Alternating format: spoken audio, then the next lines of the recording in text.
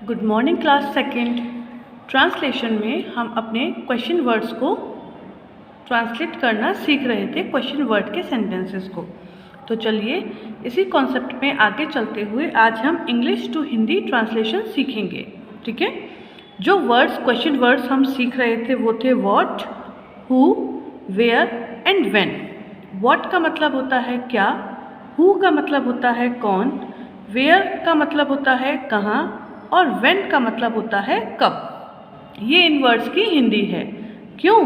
क्योंकि बिना हिंदी जाने तो आप किसी भी सेंटेंस को ट्रांसलेट नहीं कर सकते ना। हिंदी इंग्लिश क्या, किसी भी लैंग्वेज में अगर किसी भी सेंटेंस को ट्रांसलेट करना है तो उस लैंग्वेज के सारे वर्ड्स को हमें मालूम होना चाहिए, इजंट इट। चलिए, क्वेश्चन वर्ड्स का स्ट्रक्चर क्या होता है? स्ट्रक्चर होता है question word, helping verb, subject, verb and object. अपना जो रेगुलर स्ट्रक्चर होता है वो क्या होता है? Subject plus helping verb plus verb plus object, right. लेकिन जब हम क्वेश्चन वर्ड्स को यूज़ करते हैं किसी भी सेंटेंस में, विच मीन्स जब हम क्वेश्चन लिखते हैं तो क्वेश्चन लिखने का स्ट्रक्चर क्या होता है? सबसे पहले हम यूज़ करते हैं क्वेश्चन वर्ड, उसके बाद आता है helping verb, then comes the subject. इसका मतलब क्या है? सब्जेक्ट और हेल्पिंग वर्ब की जो प्लेस है वो इंटरचेंज हो जाती है, आपस में वे दोनों एक्सचेंज कर लेते हैं, बदल लेते हैं।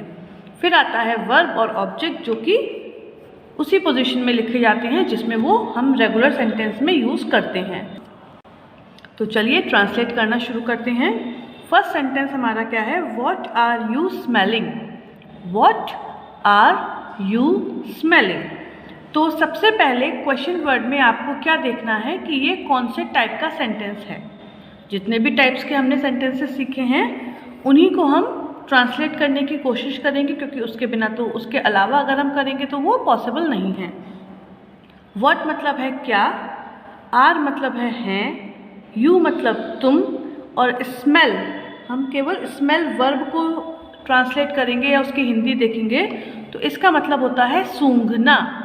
तो क्या बनेगा? सबसे पहले हम क्या लिखेंगे? लिखेंगे यहाँ पे तुम। क्या लिखेंगे? तुम। फिर आएगा क्वेश्चन वर्ड, क्या सूंघ रहे हो।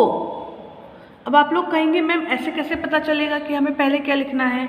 जब हमारे पास इंग्लिश में हर वर्ड की हिंदी है और हिंदी हमारी भाषा है ना, तो जब हमारे पास हर वर्ड की हिंदी है तो हम उसको उस फॉर्मेट में अरेंज कर सकते हैं जिस फॉर्मेट में हम किसी भी हिंदी के सेंटेंस को जनरली बोलते हैं।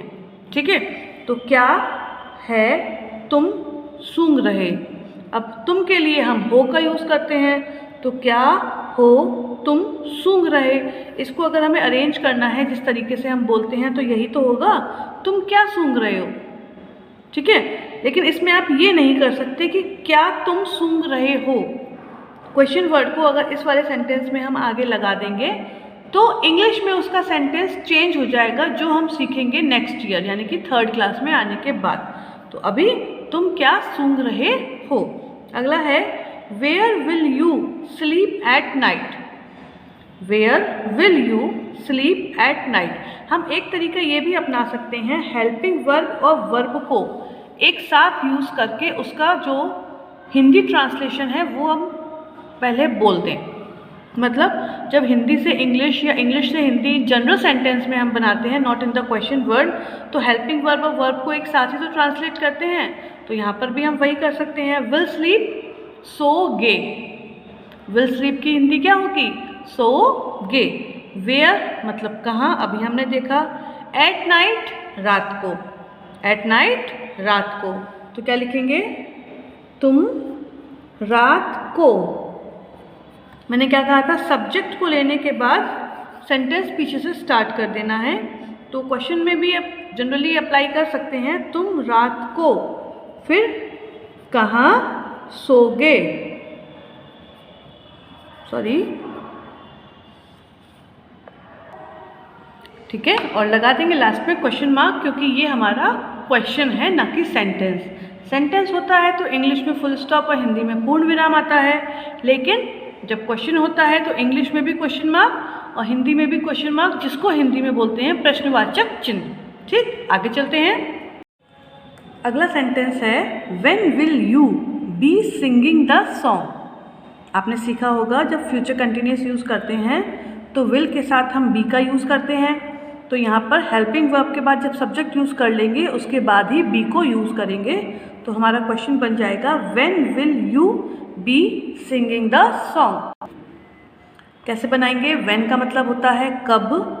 अब इसमें क्या करेंगे? हेल्पिंग वर्ब और वर्ब को एक साथ लेंगे, एक साथ ले लेंगे। तो विल बी सिंगिंग गा रहे होगे। विल बी सिंगिंग की क्या होगी? गा रहे होगे। द सॉन्ग गाना, यू तुम। ठीक, तो when will you be singing the song, you की जगह हम कोई भी प्रोनाउन या noun as a subject use कर सकते हैं। तो when will you be singing the song, तो तुम कब, तुम कब। अब इसके भी कई सारे ट्रांसलेशन बन सकते हैं हिंदी में। पहले एक बनाते हैं फिर दूसरे देखते हैं। तुम कब, पीछे से गाना गा रहे होगे। तुम कब गाना, ठीक है, उसके बाद आएगा गा रहे होगे और लास्ट में क्या लगा देंगे? Question mark. एक तो ये हो गया तुम कब गाना गा रहे होगे। दूसरा क्या हो जाएगा? तुम गाना कब गा रहे होगे। ठीक, एक और बना सकते हैं कब तुम गाना गा रहे होगे। ओके, लेकिन जनरली हम क्या करेंगे? सब्जेक्ट को आगे ही रखेंगे जहाँ तक पॉसिबल हो सकेगा।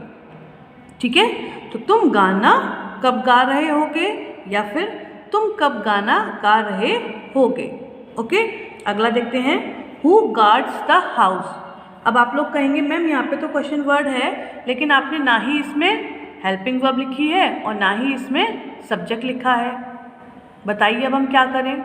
चलिए, इसका एक सोल्यूशन ये है। सोल्यूशन क्या, रीज़न जो है वो ये है, आपने प्रेजेंट इंडेफिनिट टेंसेस सीखे हैं ना।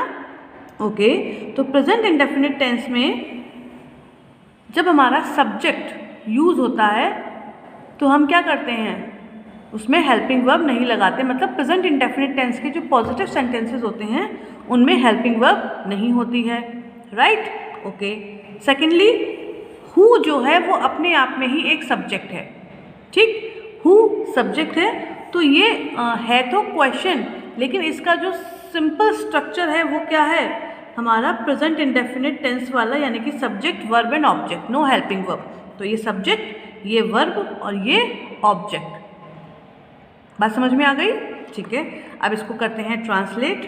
हु कौन, गार्ड्स रखवाली करना, हाउस घर। तो क्या हो जाएगा? कौन घर की रखवाली करता है। प्रेजेंट इंडेफिनिट टेंस है तो कौन घर की रखवाली करता है। लेकिन अगर यहाँ पे कोई और टेंस का फॉर्मेट होता, लाइक लेट अस से कंटिन्यूस टेंस होता प्रेजेंट का ही, तो who is guarding the house, तब हम यहाँ पर हेल्पिंग वर्ब का यूज़ कर सकते थे। लेकिन अभी हम नहीं करेंगे क्योंकि ये प्रेजेंट इंडेफिनिट टेंस में है हमारा क्वेश्चन।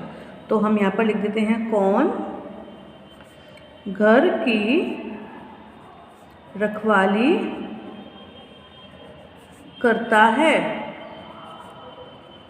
और लास्ट में question mark which is a must. बिना क्वेश्चन मार्क के क्वेश्चन हमारा इनकम्प्लीट क्या हो जाता है? क्वेश्चन रहता ही नहीं है, सेंटेंस बन जाता है। ठीक है, what can you cook for the guest. What can you cook for the guest. What can you cook for the guest. अब इसमें क्या है? कैन हमारा मॉडल वर्ब है और कुक हमारी वर्ब है। तो कैन कुक की कैन कुक की हिंदी क्या होती है? बताइए। पका सकते हैं या पका सकते हो या पका सकता है, अकॉर्डिंग टू द सब्जेक्ट हम यूज़ करेंगे। व्हाट मतलब होता है क्या, फॉर द गेस्ट मेहमानों के लिए।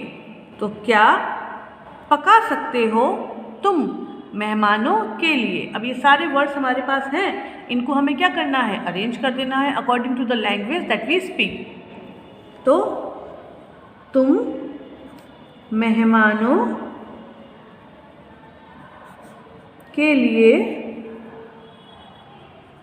क्या पका सकते हो, क्वेश्चन मार्क। Got it? क्या बना हमारा सेंटेंस? तुम मेहमानों के लिए क्या पका सकते हो। और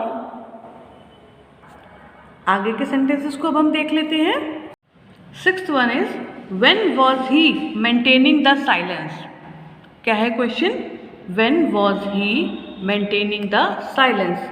इसका मतलब क्या है वो मैं बाद में समझाऊंगी, पहले इसको ट्रांसलेट करते हैं। ओके, व्हेन कब, was maintaining helping verb and verb. ये क्या है? हेल्पिंग वर्ब, और ये क्या है? वर्ब। इन दोनों को मैंने अभी बताया ना, एक साथ ही लेकर चलना है। तो वॉज मेंटेनिंग बनाए रख रहे थे। मेंटेन का मतलब होता है बनाए रखना, और वॉज मेंटेनिंग का हो जाएगा बनाए रख रहे थे। साइलेंस का मतलब मैं आपको ऑलरेडी बता चुकी हूँ पहले किसी वीडियो में। इसका मतलब होता है शांति। इसका मतलब क्या होता है? शांति। तो when was he maintaining the silence. अब हर वर्ड की हिंदी हमारे पास है, तो हम स्टार्ट करेंगे सब्जेक्ट से। वह कब, वह कब शांति बनाए रख रहा था। अब इसको समझ लेते हैं। कभी कभी ऐसा होता है, कोई बच्चा होता है बहुत ज़्यादा शोर मचा रहा होता है, बहुत ऊधम मचा रहा होता है, लेकिन उसकी मम्मी या फिर कोई और बोलता है ये तो शांत बैठा है, तो हम क्या बोलेंगे? वो कब शांति में बैठा हुआ था या शांति बनाए रखे हुआ था। तो बस उसी को ये डिफाइन करता है। Where should I go to study is the next sentence. हमारा अगला सेंटेंस क्या है? Where should I go to study. ये मैं नहीं बताऊंगी, ये तो आपको खुद ही ट्रांसलेट करना है। And the next one too, who is going to open the door. Who is going to open the door. ये दोनों ही sentences including the above 6 one आपको अपनी कॉपी पर नोट डाउन करने हैं। ओके, तो आज के लिए बस इतना ही। Good bye.